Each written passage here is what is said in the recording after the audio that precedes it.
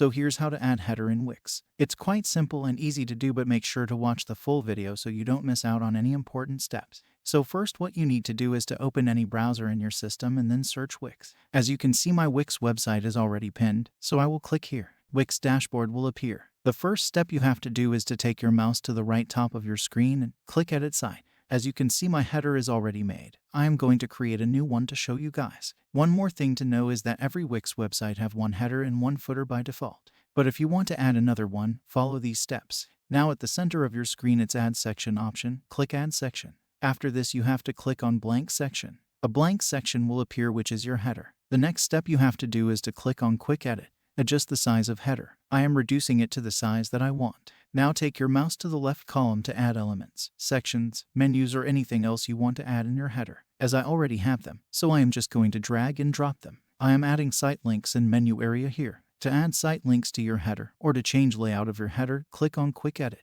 At right side of your screen, under Quick Edit, you get options to edit layout. So here's how to add header in Wix.